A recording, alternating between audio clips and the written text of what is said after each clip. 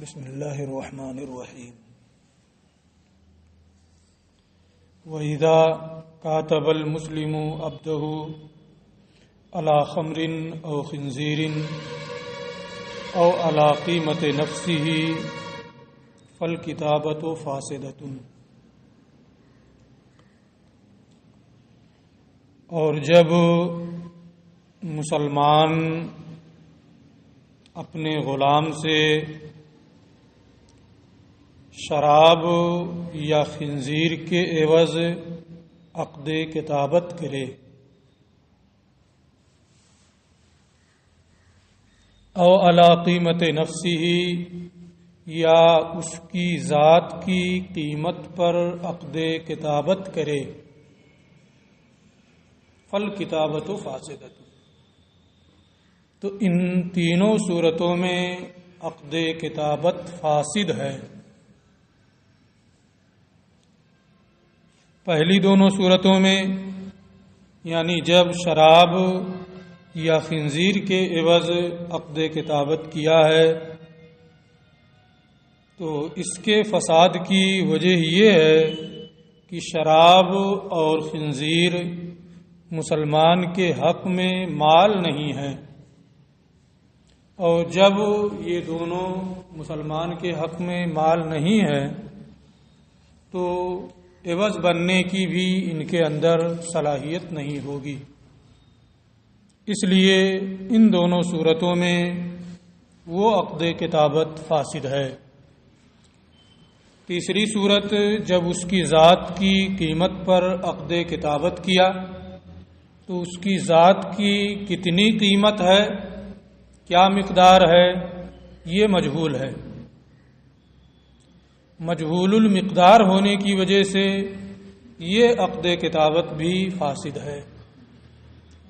کتنا دے گا وہ، یہ چیز مجہول ہے۔ تو جب مسلمان اپنے غلام سے شراب یا خنزیر کے عوض عقد کتابت کرے یا اس کی ذات کی قیمت پر عقد کتابت کرے فالکتابۃ فاسدۃ، تو یہ عقد کتابت کیا ہے، فاسد ہے۔ وجہ فساد کیا ہے وہ میں بتا چکا ہوں۔ فَإِنْ أَدَّى الْخَمْرَ وَالْخِنْزِيرَ، شراب یا خنزیر کے عوض عقد کتابت کیا تھا اور غلام نے شراب یا خنزیر دے دیا تو غلام آزاد ہو جائے گا، اس لیے کہ اگرچہ شراب اور خنزیر یہ مال متقوم نہیں ہے، مسلمان کے حق میں یہ مال نہیں ہے، لیکن فی الجملہ مال ہیں، دوسرے لوگ اس کو مال تسلیم کرتے ہیں۔ تو ظاہر الروایہ یہی ہے کہ اگر شراب اور خنزیر اس نے دیا تو چونکہ اسی کی ادائیگی پر اس کی آزادی کو معلق کیا تھا، اور یہ اگرچہ مسلمان کے حق میں مال نہیں ہے لیکن فی الجملہ مجموعی طور پر یہ مال ہے، اس لیے جب یہ دیا تو آزادی کی شرط پالی گئی اور وہ غلام آزاد ہو جائے گا۔ وَلَزِمَهُ أَن يَسْعَىٰ فِي قِيمَتِهِ، اور جب اس کی ذات کی قیمت پر اس نے عقد کتابت کیا ہے تو غلام پر لازم ہوگا کہ اپنی پوری قیمت کی سعایت کرے، جو بازار ریٹ سے اس کا بھاؤ ہے اتنا کما کر کے وہ آقا کو دے، وَلَا يَنْقُصُ مِنَ الْمُسَمَّى وَيُزَادُ عَلَيْهِ، اور یہ مسمى سے کم نہیں ہوگا، اس سے زیادہ ہو سکتا ہے۔ یعنی متعین کر دیا، کچھ کہا کہ اس کی ذات کی قیمت پر عقد کتابت کیا اور کچھ رقم بھی بتا دی کہ وہ اتنی ہو سکتی ہے، تو ایسی صورت میں مسمى سے کم نہیں ہوگا جتنا اس نے کہا ہے، لیکن یہ عقد فاسد ہے، اس لیے قیمت جتنی بھی ہو، مثلا 10 روپیہ متعین کیا تھا اور اس کی قیمت بازار میں 50 روپیہ ہے تو 10 سے کم نہیں ہوگا. ہاں مسمى سے قیمت جتنی بھی زائد ہو اتنا دینا پڑے گا، کیونکہ آزادی پانے کے لیے وہ زیادہ سے زیادہ دینے پر رضامند ہو جائے گا. اور آقا جو متعین کر دیا ہے اس سے کم لینے پر راضی نہیں ہے. وَلَزِمَهُ أَن يَسْعَى فِي قِيمَتِهِ، اور اس پر لازم ہوگا کہ وہ اپنی قیمت کی سعایت کرے، کما کر کے دے.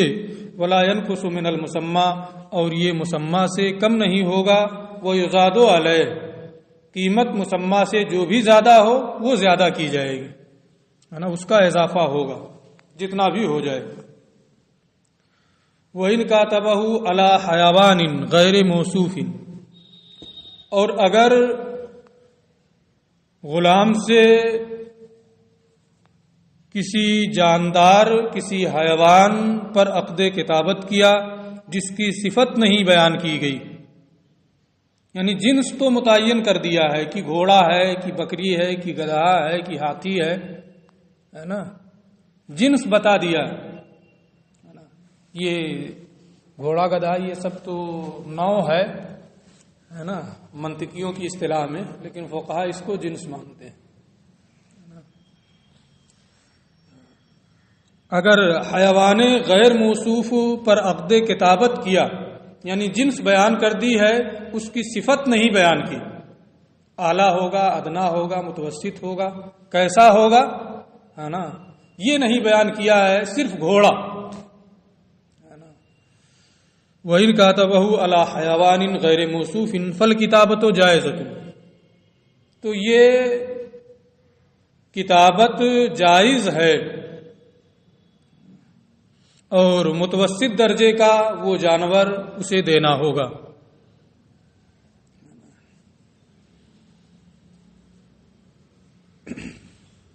وَإِنْ كَاتَبَهُ عَلَى ثَوْبٍ، اور اگر غلام سے عقد کتابت کیا کپڑے پر، اور کپڑے کی جنس نہیں بیان کی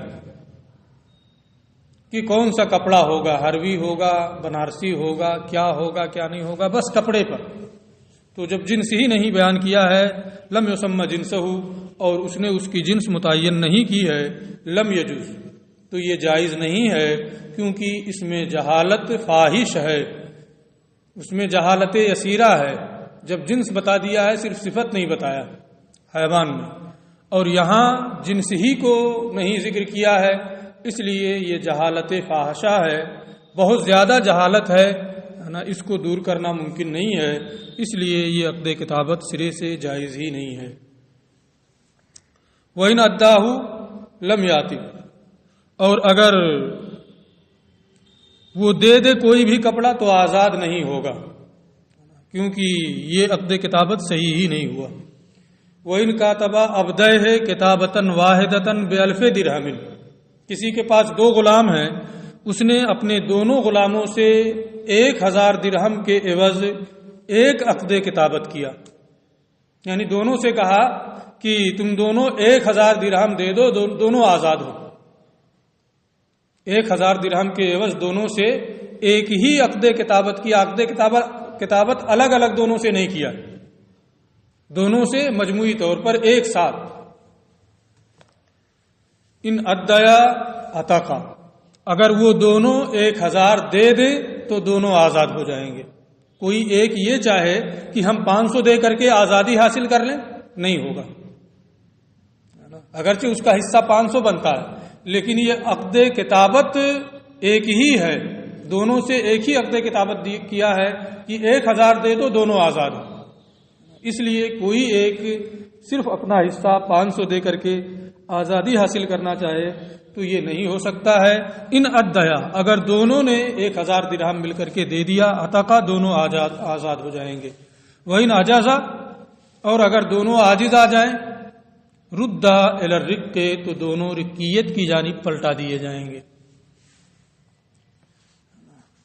کسی ایک کے دینے سے آزادی متحقق نہیں ہوگی، اور اگر کوئی ایک ہی دونوں کا دے دے تو بھی دونوں آزاد ہو جائیں گے، ہے نا. وَإِنْ كَاتَبَهُمَا عَلَىٰ أَنَّ كُلَّ وَاحِدٍ مِّنْهُمَا ضَامِنٌ عَنِ الْآخِرِ، اور اگر دو غلاموں سے ایک عقد کتابت کیا اس طور پر کہ ان دونوں میں سے ہر ایک دوسرے کا ضامن ہے، ایک عقد کتابت کیا 1000 درہم کے عوض دو غلاموں سے، اور یہ بھی کہا کہ دونوں میں سے ہر ایک دوسرے کا ضامن ہے، ذمہ دار ہے، جازت الکتابت، تو یہ کتابت جائز ہے۔ لیکن اس صورت میں تھوڑا سا فرق یہ ہوگا، اس کو آگے یہ بیان کر رہے ہیں، وَأَيُّهُمَا أَدَّى، جو بھی 1000 پر ہوا ہے مثال کے طور پر یہ عقد کتابت، ان دونوں میں سے کوئی بھی وہ 1000 دے دے عتقہ تو دونوں آزاد ہو جائیں گے۔ لیکن اگر ایک ہی نے ادا کیا ہے تو یہاں زمان کی بھی شرط ہے کہ ہر ایک دوسرے کا ضامن ہے، اس لیے جس نے ادا کیا ہے وہ دوسرے سے بعد میں 500 وصول کرے گا۔ پہلے والے مسئلے میں یہ چیز نہیں تھی، وہاں زمان کی صورت نہیں تھی۔ وَأَيُّهُمَا أَدَّى عَتَقَ، ان دونوں میں سے کوئی بھی ادا کر دے وہ آزاد، دونوں آزاد ہو جائیں گے۔ وَيَرْجِعُ عَلَى شَرِيكِهِ بِنِصْفِ مَا أَدَّى، اور یہ دینے والا اپنے شریک سے جو اس نے ادا کیا ہے اس کے نصف کے ذریعے رجوع کرے گا، اس سے آدھا واپس لے گا۔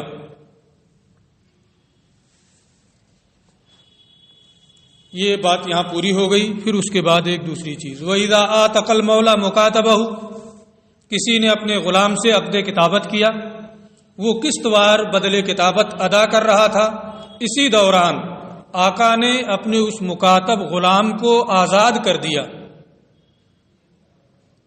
تو عقد کتابت آزاد کرنے سے مانے نہیں ہے۔ پہلے ہی ہم یہ بتا چکے ہیں کہ غلام پر اس کا قبضہ تو نہیں ہوتا ہے لیکن ملکیت باقی ہوتی ہے مکاتب پر، اور جب ملکیت باقی ہے تو اس کا آزاد کرنا یہ نافذ ہو جائے گا۔ اب اسے بدلے کتابت نہیں دینا ہوگا، جو باقی ہے وہ نہیں دینا ہوگا، جو دے چکا ہے دے چکا۔ وَإِذَا آتَقَ الْمَوْلَى مُكَاتَبَهُ عَتَقَ بِعِتْقِهِ، اور جب مولا اپنے مکاتب کو آزاد کر دے تو اس کے آزاد کرنے سے ملکیت پائی جانے کی وجہ سے وہ آزاد ہو جائے گا۔ وَسَقَطَ عَنْهُ مَالُ الْكِتَابَةِ، اور اس مکاتب غلام سے باقی بدلے کتابت جو ہے وہ ساقط ہو جائے گا۔ وَإِذَا مَاتَ مَوْلَى الْمُكَاتَبِ، اور جب مکاتب کا آقا انتقال کر جائے، عقد کتابت کیا، وہ قسط وار بدلے کتابت دے رہا ہے، اسی دوران اس کے مولا کا، اس کے آقا کا انتقال ہو گیا، تو اس سے عقد کتابت پر کوئی فرق نہیں پڑے گا۔ جیسے وہ مکاتب اپنے آقا کو قسط وار بدلے کتابت دے رہا تھا، اب اس کے وارثین کو قسط وار وہ بدلے کتابت دے کر کے آزاد ہو جائے گا۔ وَإِذَا مَاتَ مَوْلَى الْمُكَاتَبِ لَمْ تَنْفَسِخِ الْكِتَابَةُ، تو اس سے عقد کتابت باطل نہیں ہوئی، ختم نہیں ہوا۔ وَقِيلَ لَهُ، اور اس مکاتب سے کہا جائے گا، أَدِّ الْمَالَ إِلَى وَرَثَةِ الْمَوْلَى عَلَى نُجُومِهِ، تم مولا کے ورثہ کو اسی قسط کے مطابق مال ادا کرو۔ اب وہ ادا کر دے گا تو آزاد ہو جائے گا، اس لیے کہ وارثین یہ مولا کے میت کے قائم مقام ہیں۔ فَإِنْ آتَقَهُ أَحَدُ الْوَرَثَةِ، اوپر تھا کہ مولا اپنے مکاتب کو آزاد کر دے تو مکاتب آزاد ہو جائے گا، اب یہاں مولا کا انتقال ہو گیا، وارثین اس کے قائم مقام ہیں، اب بدلے کتابت انہیں دے کر کے آزادی حاصل کرے گا۔ وارثین میں سے کوئی ایک اگر اس مکاتب کو آزاد کرے گا تو وہ آزاد نہیں ہوگا، اس لیے کہ اس میں سب کا حق ہے۔ ہاں اگر سب مل کر کے اسے آزاد کر دیں تو آزاد ہو جائے گا، اسی کو یہ بتا رہے ہیں۔ فَإِنْ آتَقَهُ أَحَدُ الْوَرَثَةِ، اگر وارثین میں سے کوئی ایک اسے آزاد کر دے، لَمْ يَنْفُذْ عِتْقُهُ، تو اس کا آزاد کرنا یہ نافذ نہیں ہوگا، وہ آزاد نہیں ہوگا، کیونکہ وہ اس کا مالک نہیں ہے تنہا۔ وَإِنْ آتَقُوهُ جَمِيعًا، اور اگر تمام وارثین مل کر کے اس مکاتب کو آزاد کر دیں، عتقہ، تو وہ آزاد ہو جائے گا۔ وَسَقَطَ عَنْهُ مَالُ الْكِتَابَةِ، اور بدلے کتابت اس سے ساقط ہو جائے گا۔ یہاں یہ بات پوری ہوئی. پھر اس کے بعد ایک نئے مسئلے کو یہ ذکر کر رہے ہیں. وَإِذَا كَاتَبَ الْمَوْلَى أُمَّ وَلَدِهِ. ولد کا بیان آپ پڑھ چکے ہیں کہ آقا کے مرنے کے بعد وہ آزاد ہوتی ہے، اسے بیچ نہیں سکتا ہے، اسے ہبا نہیں کر سکتا ہے وغیرہ ذالک، ہے نا. تو باندی ولد ہے. آقا نے اپنی ولد باندی سے عقد کتابت کر لیا. وہ مرنے کے بعد آزاد ہو جاتی، لیکن اس نے سوچا کون اتنے دن تک انتظار کرے، وہ کہہ رہا ہے تو چلو اتنے پہ ہم عقد کتابت کر لیتے ہیں. تو آقا نے اپنی ولد باندی سے عقد کتابت کر لیا، یہ جائز ہے نا. وَإِذَا كَاتَبَ الْمَوْلَى أُمَّ وَلَدِهِ. اور جب مولا اپنی ولد سے عقد کتابت کر لے جازا، تو یہ جائز ہے.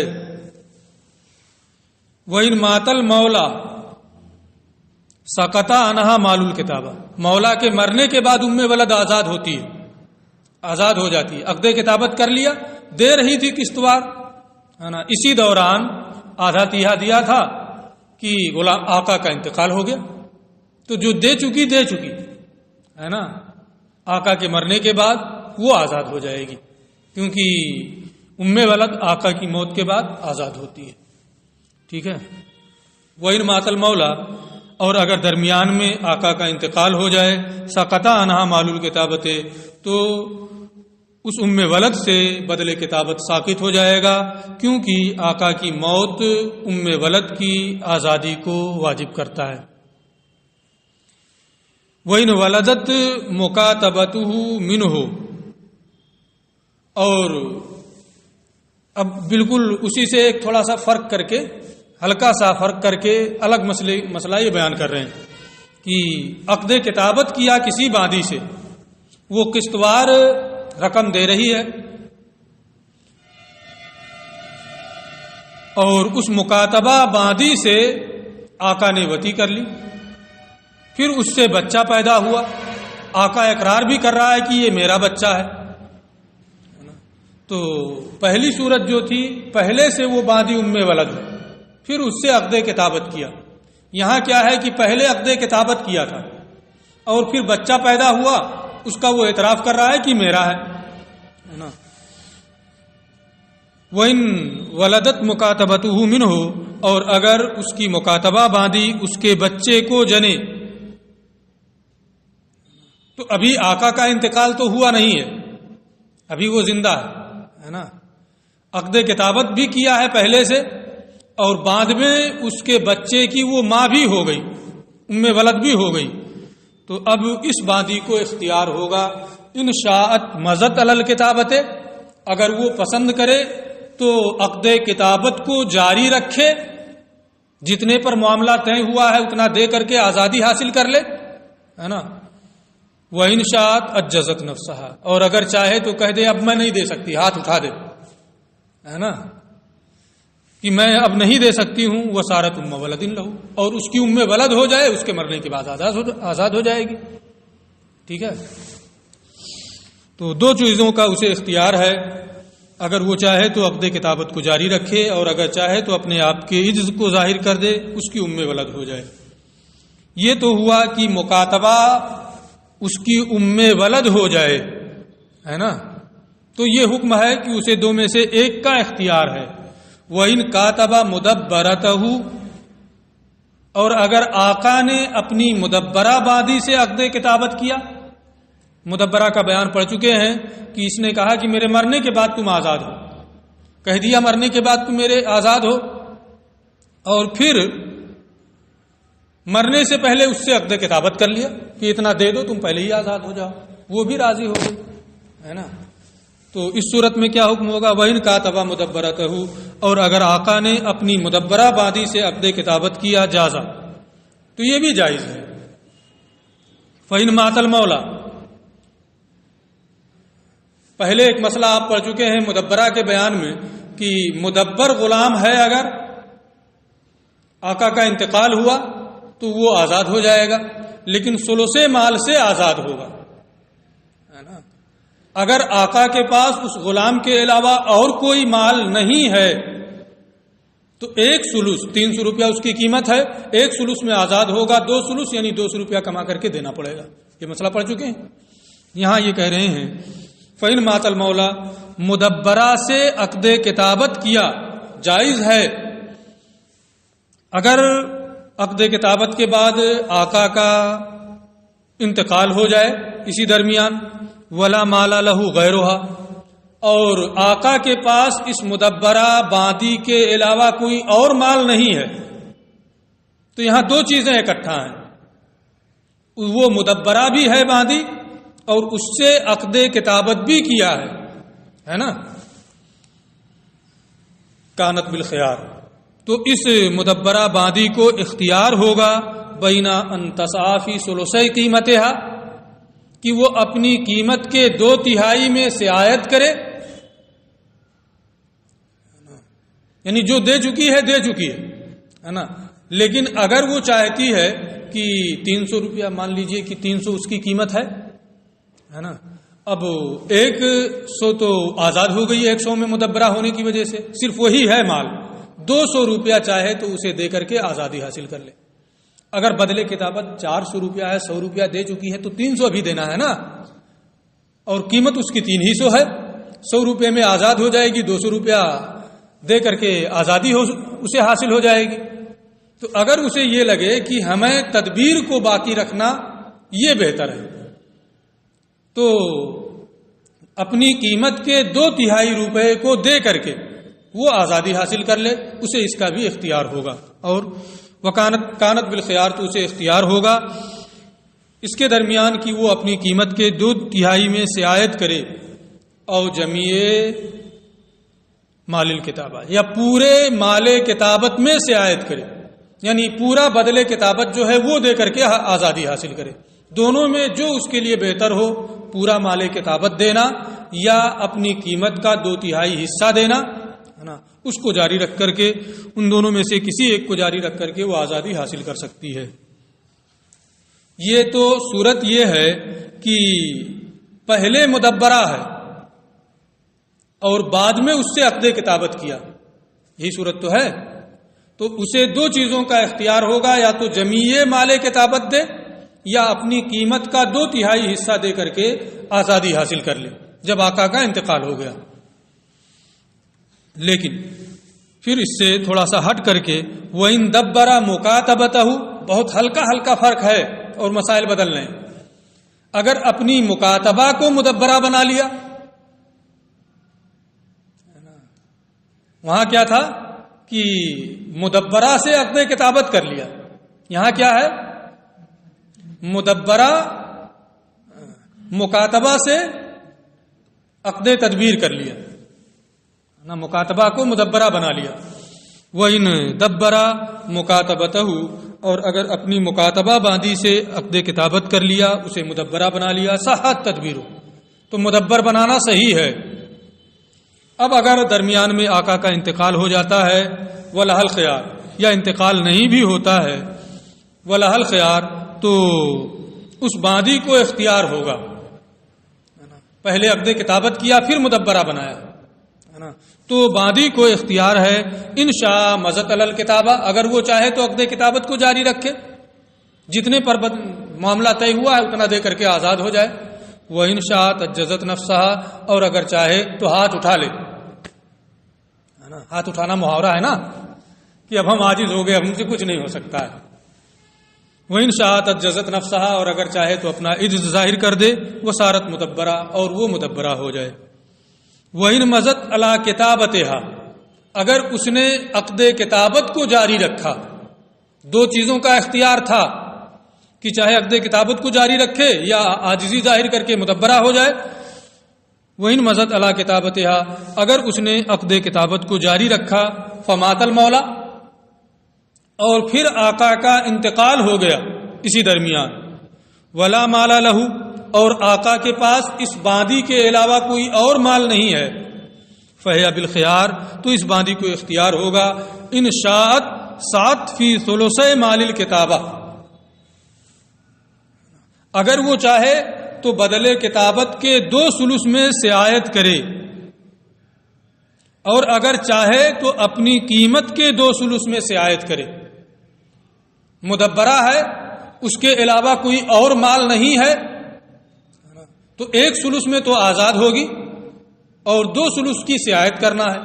تو اگر وہ چاہتی ہے تو ایسا بھی کر سکتی ہے کہ اپنی قیمت کے 2 میں سیاحت کرے، کما کر کے 2 وہ آقا کے وارثین کو دے.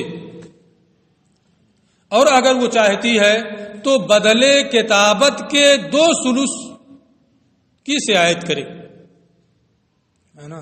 پورے بدلے کتابت کی سیاحت نہیں ہوگی، اس لیے کہ پہلے وہ مکاتبہ تھی، بعد میں کیا ہوئی، اس سے عقد تدبیر کیا، بعد میں اسے مدبرہ بنایا. تو جب پہلے عقد کتابت کیا ہے، بعد میں عقد تدبیر کر رہا ہے، اس کا مطلب یہ کہ بدلے کتابت میں سے 1 کو وہ ساقط کر رہا ہے. تدبیر کتابت کے بعد ہے، اس لیے یہاں یہ ہوگا کہ جب تدبیر کتابت کے بعد ہے تو عقد کتابت کے 1 کو مدبرہ بنا کر کے وہ ساقط کر رہا ہے. تو جتنے پر عقد کتابت ہوا تھا اس کے 2/3 کو ادا کر کے وہ چاہے تو آزادی حاصل کر لے، یا اپنی قیمت کے 2/3 کی ادائیگی کر کے وہ چاہے تو آزادی حاصل کر لے. ان میں سے جو اس کے لیے بہتر ہو اسے وہ کر سکتی ہے. یہ امام اعظم ابو حنیفہ رحمۃ اللہ تعالی علیہ کا مذہب ہے اور یہی مفتبع ہے. وَإِذَا آتَقَ الْمُكَاتَبُ عَبْدَهُ عَلَى مَالٍ، اور جب مکاتب اپنے غلام کو مال پر آزاد کر دے، یعنی کوئی مکاتب اپنے غلام سے عقد کتابت کر لے، مکاتب ہے، اسے تجارت کا اختیار ہے، غلام خریدا، اس نے اپنے غلام کو، مکاتب نے اپنے خریدے ہوئے غلام کو مال کی شرط پر آزاد کر دیا، یہ جائز نہیں ہے. اس لیے کہ یہ تجارت کی قبیل، آزاد کرنا تجارت کی قبیل سے نہیں ہے نا. اور مکاتب کو انہی کاموں کا اختیار ہے جو تجارت کی جنس سے، اسی وجہ سے اسے صدقہ وغیرہ دینا یہ جائز نہیں، تبرع کرنا جائز نہیں، پڑھ چکے ہیں. وَإِذَا وَهَبَ عَلَى عِوَضٍ، اور جب عوض کی شرط پر اسے ہبہ کر دے، یہ بھی صحیح نہیں ہے کیونکہ اسے ہبہ کرنے کا اختیار نہیں. وَإِنْ كَاتَبَ عَبْدَهُ جَازَ، ہاں اگر اپنے غلام سے عقد کتابت کر لے مکاتب تو یہ جائز ہے، عقد کتابت کر لینا جائز ہے کہ وہ بھی کما کر کے اسے دے، جب دے دے گا تو آزاد ہو جائے گا. اب اس کے والے سے بھی یہ اپنا ادا کرتا رہے گا. وَإِنْ كَاتَبَ عَبْدَهُ جَازَ، اور اگر اس نے اپنے مکاتب نے اپنے غلام سے عقد کتابت کر لیا تو یہ جائز ہے. اب ایسا ہو سکتا ہے کہ یہ مکاتب ثانی مکاتب اول سے پہلے اپنی قسط ادا کر دے اور آزاد ہو جائے، ہو سکتا ہے کہ نہیں ہو سکتا ہے.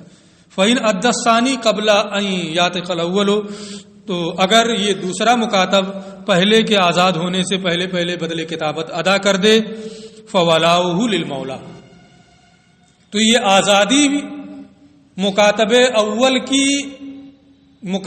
اول کے اپنے آقا کی ملکیت میں باقی رہتے ہوئے ہو رہی ہے. مکاتب ثانی کی آزادی کب ہو رہی ہے؟ جب مکاتب اول اپنے آقا کی ملکیت میں باقی ہے، ابھی وہ آزاد نہیں ہوا. اس لیے اس مکاتب ثانی کی ولا مکاتب اول کے آقا کو ملے گی. سمجھ میں آ رہا ہے؟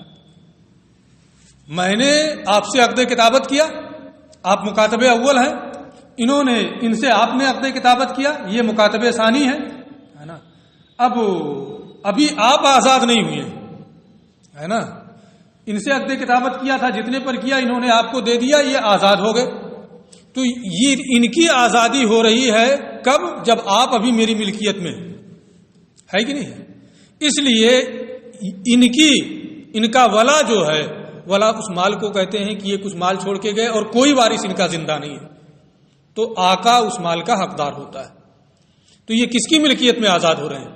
آپ کی ملکیت میں نہیں، ابھی آپ تو آزاد ہی نہیں ہوئے ہیں، تو آپ کی ملکیت میں ان کی آزادی نہیں ہو رہی ہے، بلکہ میری ملکیت میں ہو رہی ہے، کیونکہ آپ خود میری ملکیت میں ہے نا. اس لیے ان کی ولا مجھے ملے گی، ہے نا. وہی ندسانی بادہ اتکل مکاتب الاول، اور اگر آپ کی آزادی کے بعد انہوں نے پورا مال آپ کو دے کر کے آزادی حاصل کی تو اب ان کی آزادی میری ملکیت میں نہیں ہو رہی ہے بلکہ آپ کی ملکیت میں ہو رہی ہے، اس لیے ان کی ولا آپ کو ملے گی. ٹھیک ہے. وہی ندسانی بادہ اتکل مکاتب الاول فولاؤہ لہ، تو اس مکاتب اول کو جب آزاد وہ ہو گیا ہے تو اس کی ولا اسی کو ملے گی. یہ مکاتب کی بحث پوری ہو گئی. پھر اس کے بعد ولا کی بحث فوراً اس کے بعد آ رہی ہے، اس کی تفصیلات انشاءاللہ کل پڑھیں گے. السلام علیکم ورحمۃ اللہ.